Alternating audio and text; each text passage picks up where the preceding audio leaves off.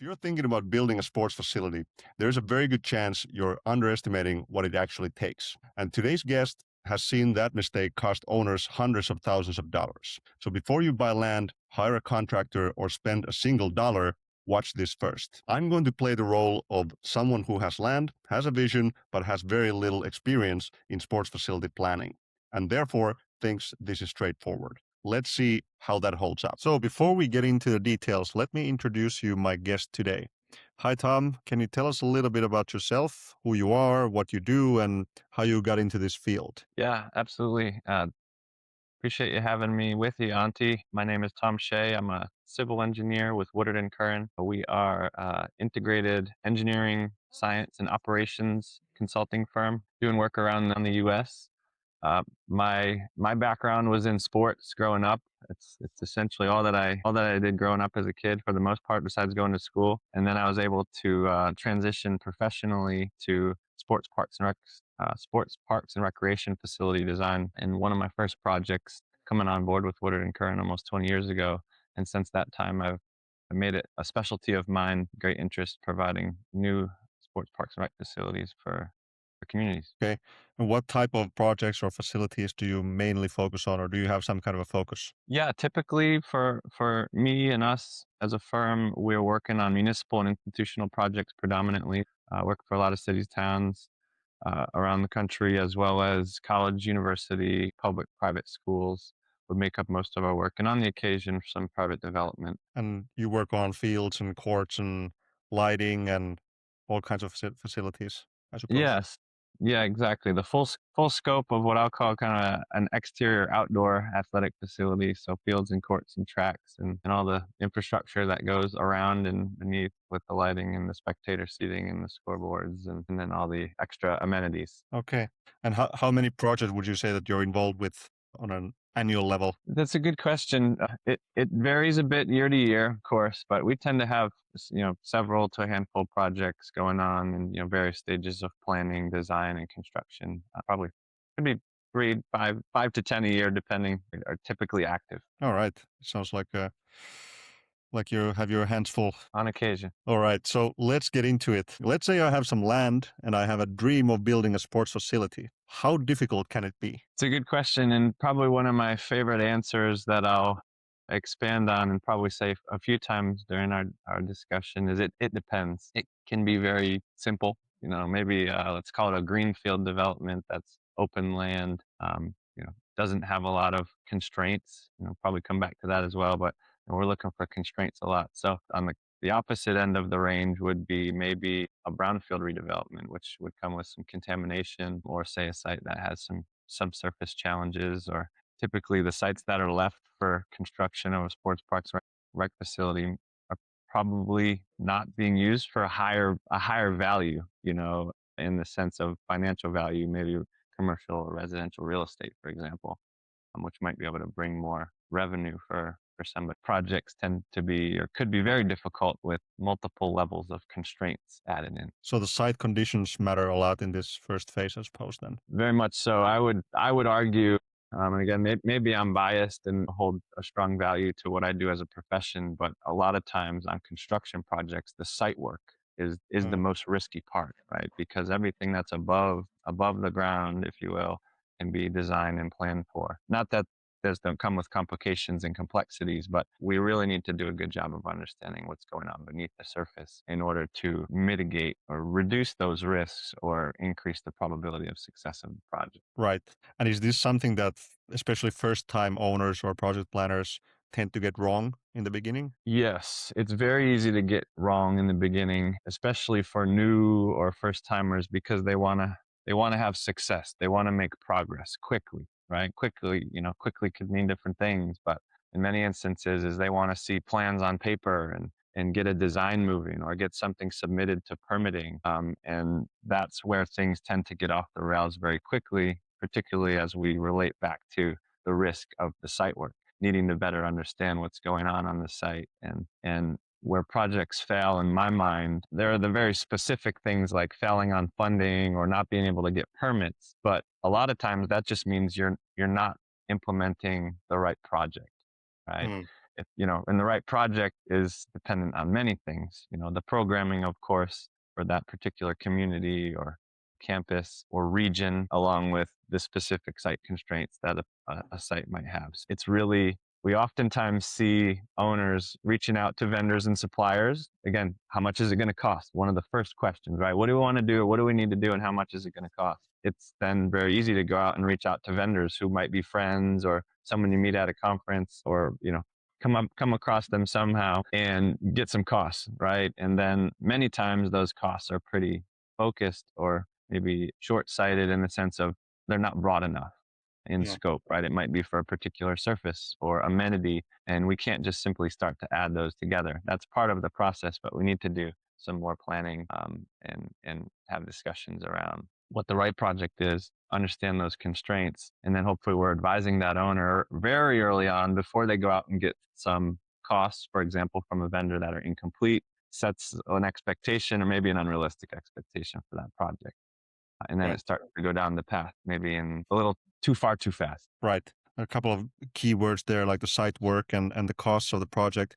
Before we jump into those topics, what is it that, especially for a first-time project owner, needs to do in the beginning? Like, let's say that this person already has, or their team already, they have an idea, they're very serious about the project, they maybe have some land, they maybe have some money already, maybe some funding. Where do they need to begin before they start doing any studies on the site or thinking about budgeting or anything like that? Where do they normally begin the planning? The recommendation, again, it would be a bit biased, but it's based on, my 20 years of experience and those, who came before me and around me. It really starts with completing a planning study or hiring a professional, right? And ideally a third party or independent professional, right? And I say that in a sense, of course, if an owner were to hire a consultant, and I were a part of that team, the third party or independent piece is really someone who's looking out for the owner's benefit, right? Or an owner's representation in order to help guide that process. So we would have a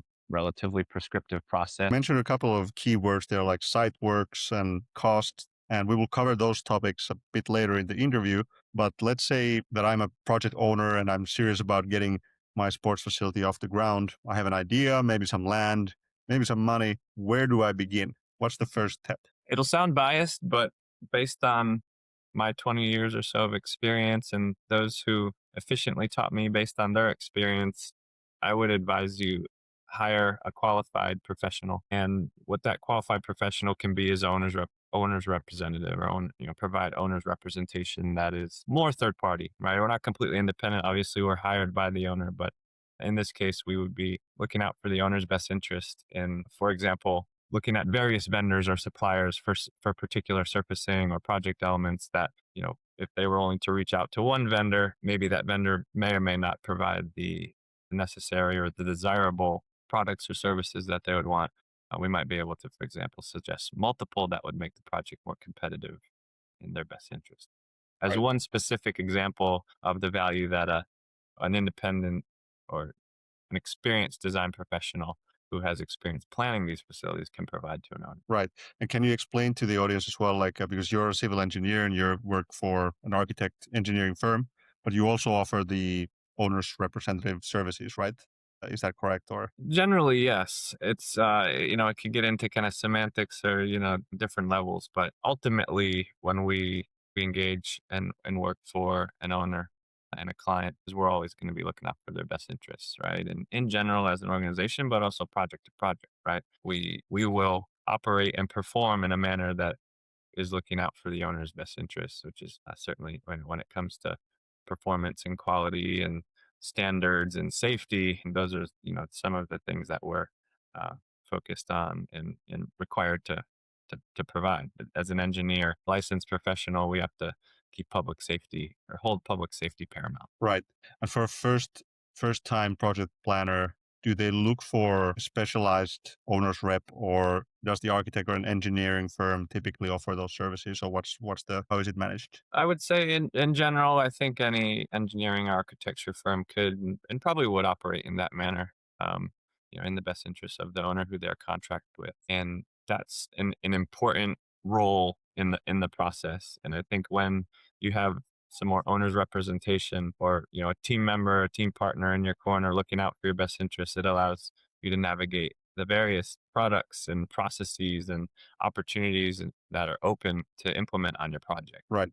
And in this first step, I suppose studies like the feasibility study is quite relevant piece in the planning process, right? It's I would say it's the most important piece of the project, and it happens right at the beginning. It's it's an area where first time owners or project developers can again try to move too far too fast because they want to show progress. They might not understand the value of a feasibility study or any sort of planning phase study, but that's really where the project success probability of project success increases in the planning phase and during a feasibility study. Right.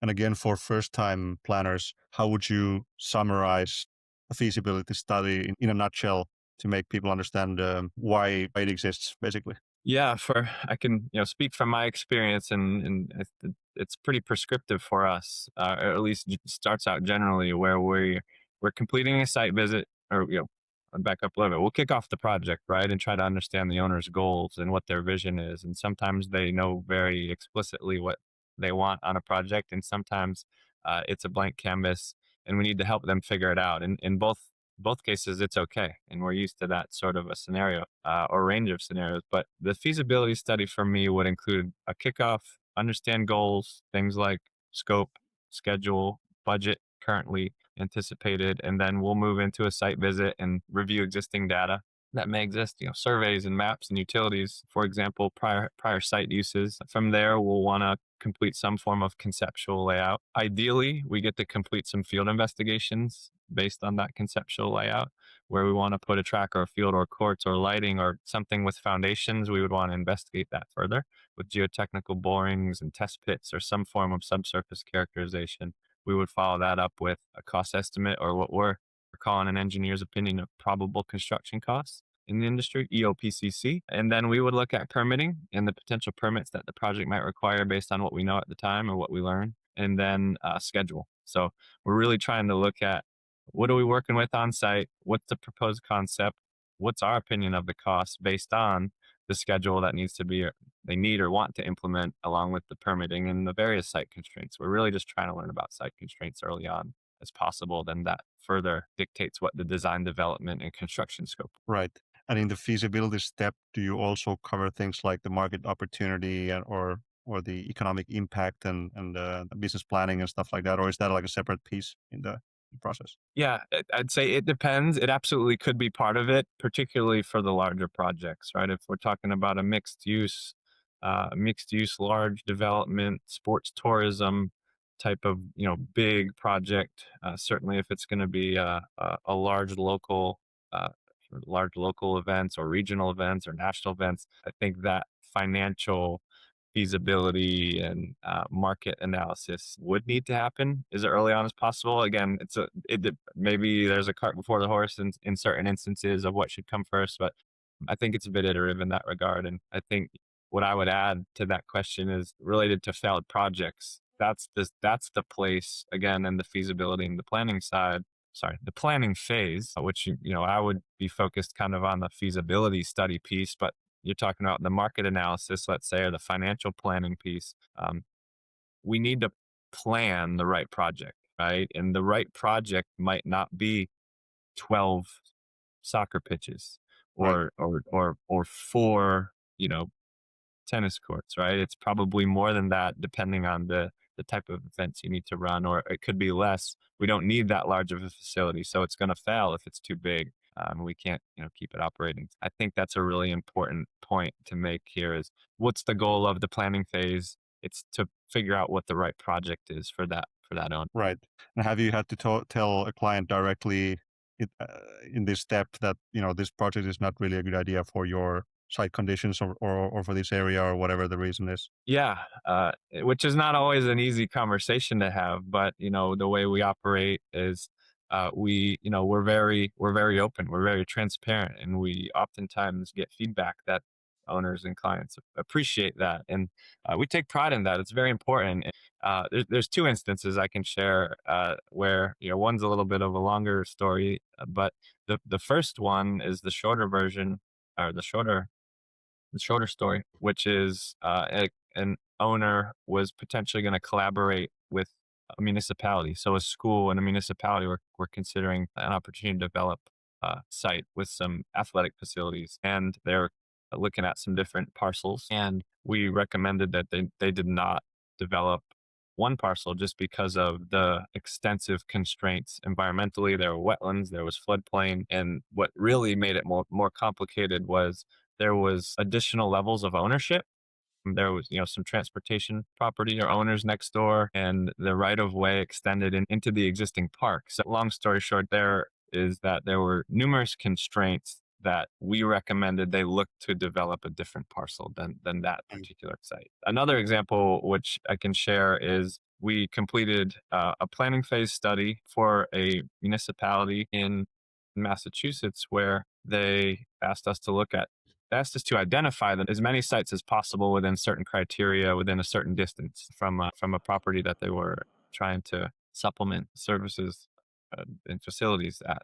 So we ultimately identified four different parcels, and we ranked them based on what the programming that they wanted and then the various constraints that we identified. And we ranked the facility that they ultimately developed as the fourth best option.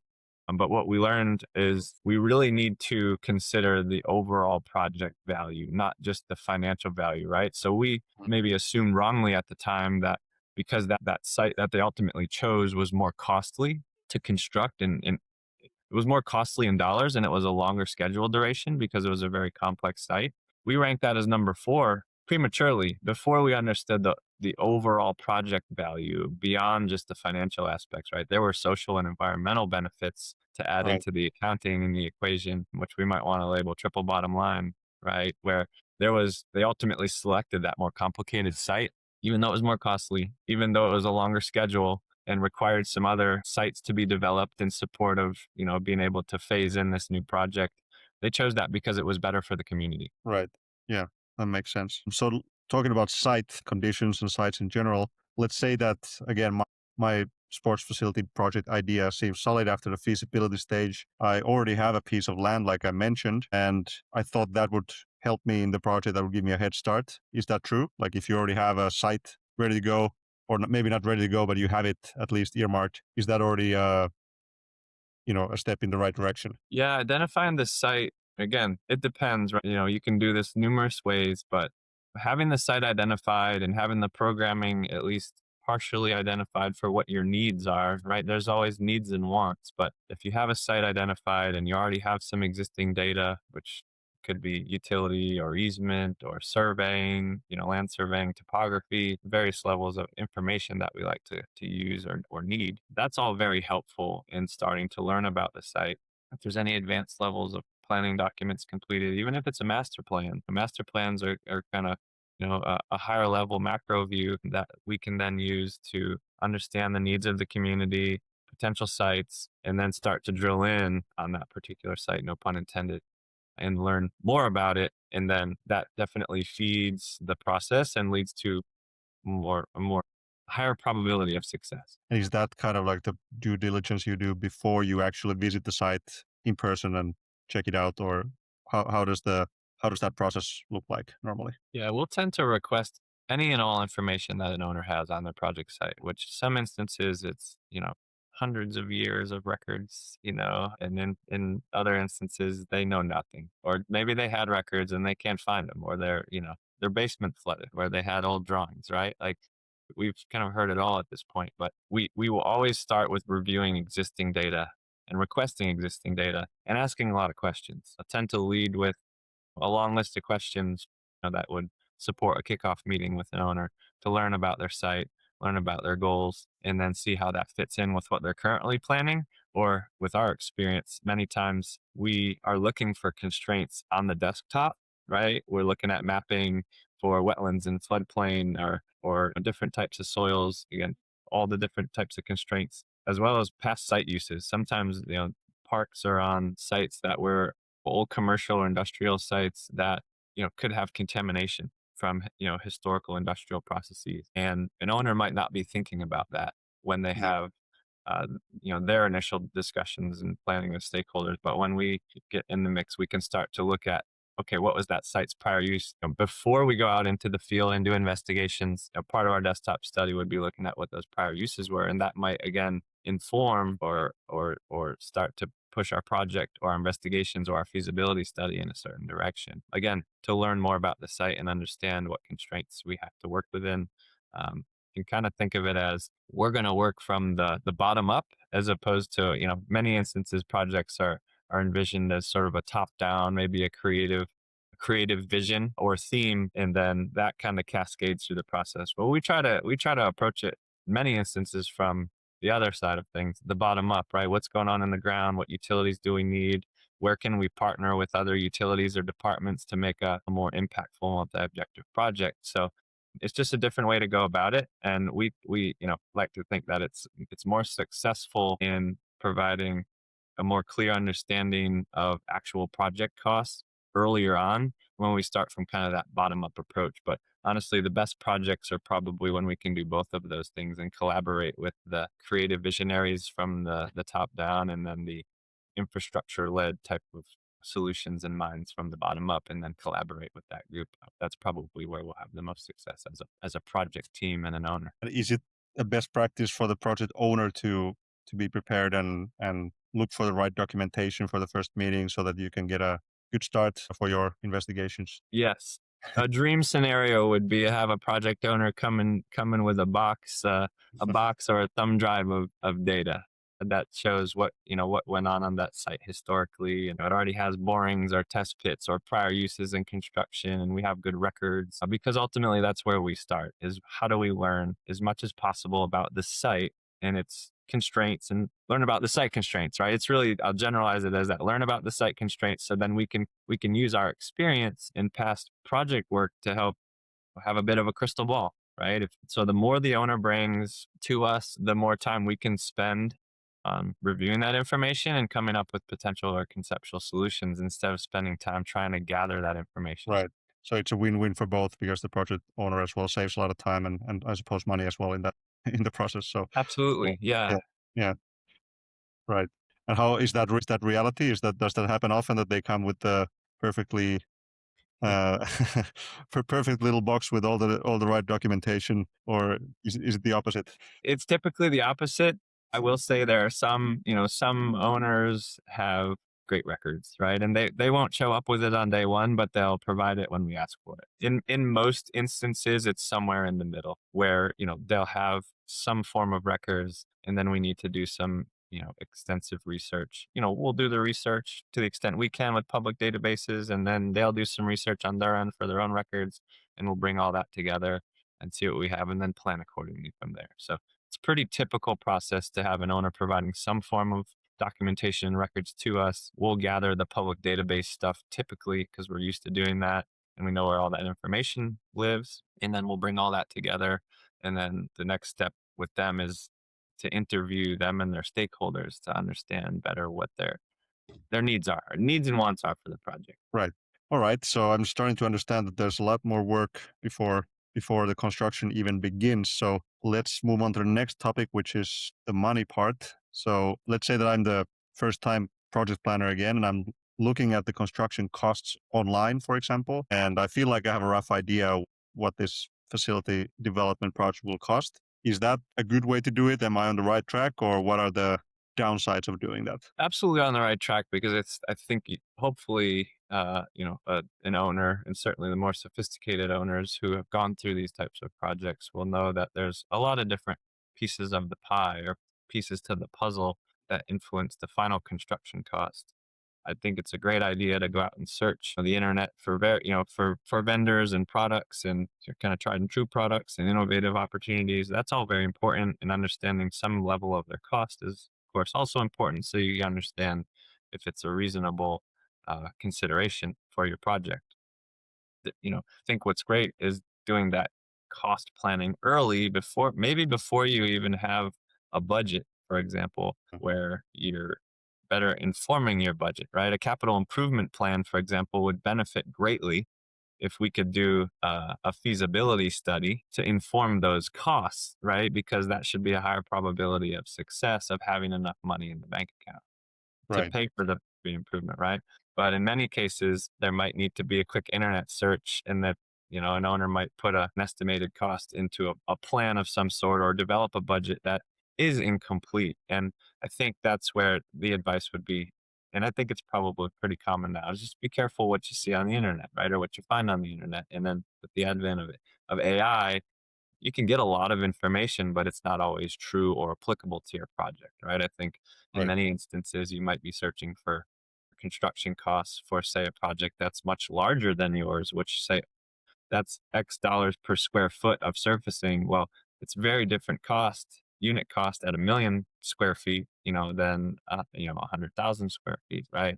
And economies of scale. So knowing what's applicable and relevant to your project is important. Doing those cost investigations up front is advantageous, but just know that there's a lot of other pieces to the puzzle on the cost Yeah. side. It's hard to give one number for a project where there's so many influencing factors on the cost. So it's Absolutely. hard to do that. But like you said, it's still it's still a good thing to know more or less how much it might cost, because then you know if you know that it costs $1 million compared to if you think it costs $150,000, there's a big difference. Yeah, So the that, the order of magnitude, right, is at least right. close, and just know that it's an order of magnitude or a range, right? We like ranges very early on because Yeah. it doesn't get a fixed expectation on, oh, you said that was going to cost $2 million. Why is it 2.5 million? I didn't budget for that. Well, because you didn't consider the escalation. When you Right. first started this 2 years ago, or you didn't think about general conditions from the contractor, or you didn't think about the markups, right? A very simple place to make mistakes is on markups, right? If you get a price from a field surface, a court surface, and a track surface, and then lighting and bleachers, those costs, if you have a general contractor, are going to be marked up by some significant percentage, each of them, right? Right. Right there could have been $1 million in markups on those raw subtotal costs, right? So Right. that's a very easy one to overlook, in addition to the site work or extensive earthwork or Mhm. environmental constraints, right? So there's a long list of things that we would add into the cost opinion beyond just the vendor provided pricing. Right. What would you say, like, for contingencies and things like that? How much extra budget should I keep aside for unexpected costs? Yeah, really good question, and really, really important to do as early on as possible, especially in those initial cost investigations that the owner might do on their own, right? But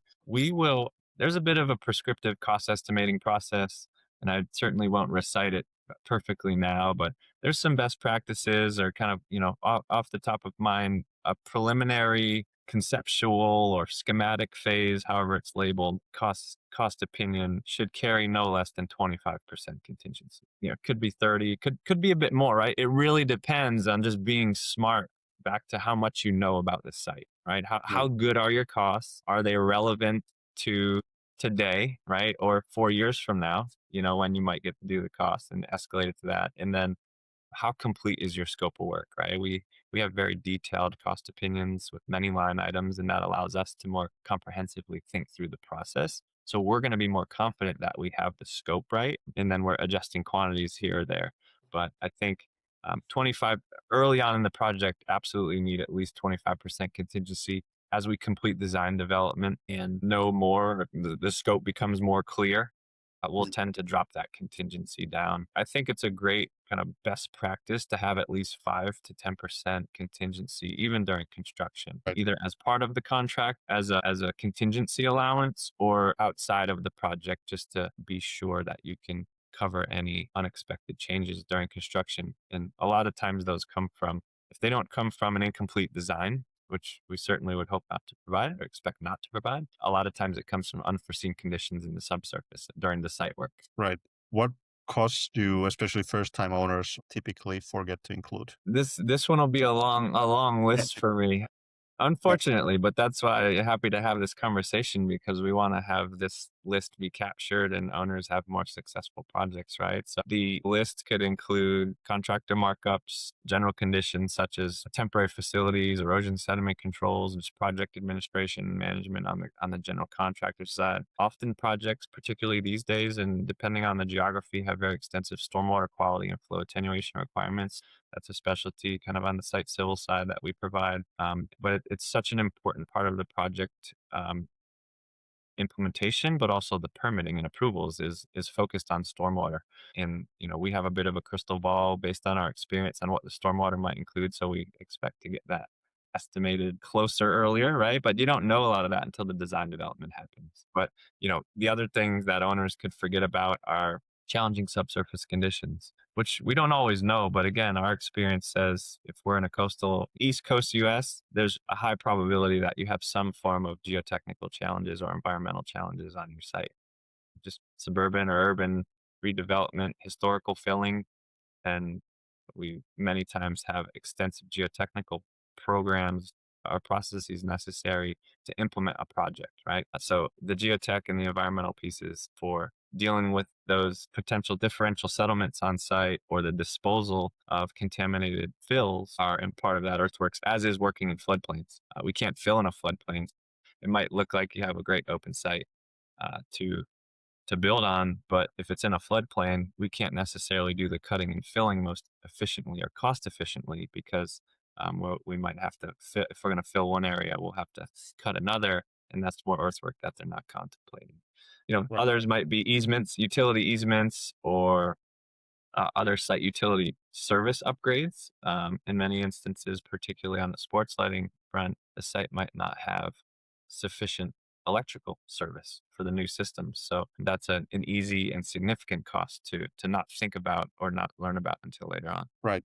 All right. So let's jump into the timeline scheduling part. So let's say I've completed the site audit and the feasibility study, and I have some money to start building, for example, a football field, and I have some cost estimates from some online calculator, some website that I won't mention right now, and my contractor that I've been talking to said that it might take 3 to 6 months to build. Is that realistic? Should I believe him? Yes, but cautiously. And I say that in the information that the contractor believes to build that football field is very important. They'll know best on, what their capabilities are with their current workload and the amount of time that that scope of work typically takes for construction, as well as considering things like weather, right? Weather, you always hear weather come up in schedule discussions, right? Because we Right. can't control it. But the contractor's input on construction schedule is critical. And if you can get actual opinions from them, that's ideal. But the rest of the project schedule is not in that 3 to 6 months, right? Right. Which would include the planning, the permitting, and the design development, right? And those portions of the schedule and phases of the project vary, right, depending on the complexity. But it's important to keep in mind that we if we need to have a project complete and ready to play, let's say for fall football season, we need to work backwards to understand when do we need to have permits submitted, which that means when do we need to have design development in progress in order to provide sufficient documentation to make those permitting submittals. And then we need to think through again, where's that planning phase start? How those investigations work?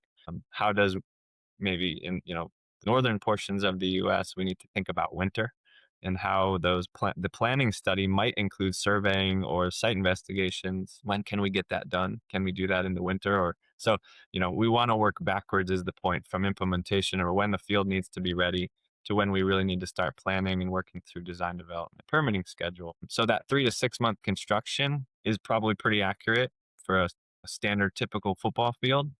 Oftentimes if it's a school or university, it needs to be done in the summer, right? Mm. A lot of times when Right. students aren't there, and almost always between graduation in the spring or early summer and the fall season starting in September, but realistically in August, right? So that's a Yes. very common schedule, but that project probably needs to start a year prior, Right. or or the spring or summer no later than the fall of the prior year, Right. because you need to complete those other phases. Especially depending on your location, but certain cities or states may have more bureaucracy than others. For example, in the permitting phase, only that can, derail the scheduling of a project, I suppose. Absolutely. Yeah, the local politics is very important in projects. You know, different communities have different goals and standards and expectations, and um, the city councils or the local boards have a lot of power and they have a lot of interest, and most oftentimes they're supporting, you know, municipal or institutional projects, but not always the private development projects. But so often those projects can be implemented in a way that's mutually beneficial to everybody. But again, it adds to the time, at least to provide the information to convince or persuade the local politicians and boards that this is a good project. Exactly. It's a lot of moving parts. I came into this thinking it was more simple, and now I have a much better understanding of how complex it can be. But with the help of the right professionals, it can be, of course, made more more simple. So, one last question: what is the single most important piece of advice you would give to some first timer starting the process today? If you have to pick one. If I had to pick one, it would be super biased, but it would be for all the right reasons. It would be hire a qualified professional to help you out during the planning phase to complete a feasibility study for your project. There are different pieces to that. I think, you know, do the research with, you know, online programs and, you know, various research opportunities to learn about what you need for your project and how much you think it might cost, and gather the information that you and then if you're able to do that as an owner and then engage with an experienced professional, you'll have a smooth process, and you'll be able to come up with the right project and do it the right way. All right. Thank you very much, Tom, for your time today. It was a pleasure, and I hope our viewers also got some good insights from our conversation. Is there anything else you want to add in the end before? No, I appreciate the time on to spend together, and look forward to collaborating with all with you all and everybody out there on getting their projects in the ground. All right. Thanks a lot for your time, and let's keep in touch. Take care. All right, you too. Thanks. If you're currently planning to build or renovate a sports facility and you're not sure how to get started or who to talk to, head over to sportsvenuecalculator.com, where you'll find a ton of free resources for facility planning, such as cost calculators, a funding database, vetted suppliers, and even our brand new Sports Venue Planner app that brings it all together and helps you move forward with your project with confidence.